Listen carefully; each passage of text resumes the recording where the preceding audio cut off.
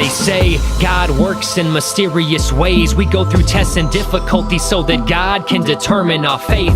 Jesus said that we are blessed when faced with persecution in the name of righteousness. It earns you a seat in his kingdom. That's Matthew chapter 5, Sermon on the Mount. Now let's flip to the Quran and the Surah of the Cow. Yo, that's chapter 2, check out verse 155. Read that God will send us tests for the duration of our lives. But if we are patient and we keep our faith in God, he will shower us with blessings. That's a promise from Allah. Turn to Baha'u'llah and his book, the Yaran, says if we accept his truth, God will put our soul to proof. Yeah, so when the friends of God are suffering with pain, all because of their beliefs, you won't see them complain. They embrace it with joy cause of what's in the holy book. But that don't mean we let the persecutors off the hook.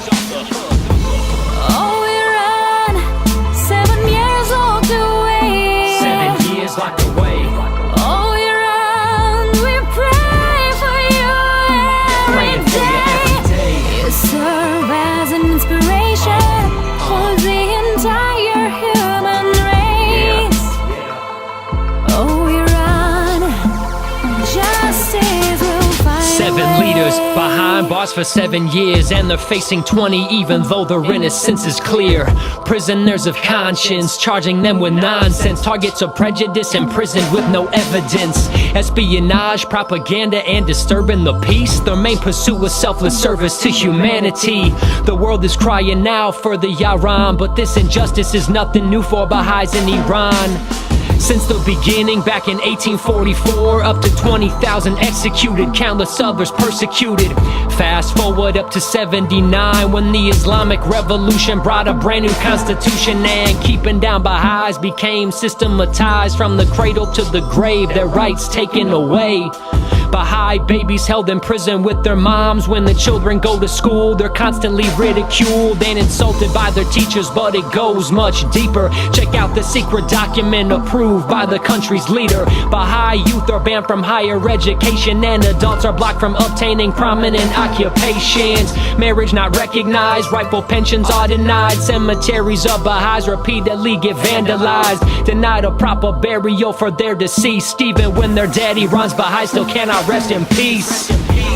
Oh, Yaran, 7 years locked away. 7 years locked away. Oh, Yaran, we pray for you every day. You serve as an inspiration for the entire human race. Oh, Yaran, justice will find. Now let me paint this picture with a finer brush and share the stories of these 7 people taken off in handcuffs, portrayed as criminals, a threat to national security, all because they were leaders of Iran's Baha'i community.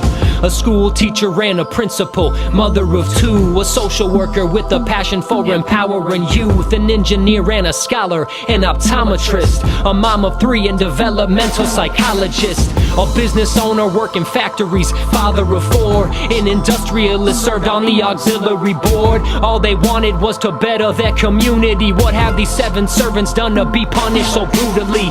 The world's praying for you every day. Your faith and certitude inspires the entire human race. Justice will come, my friends, so just stay strong. The world is with you, Yaran.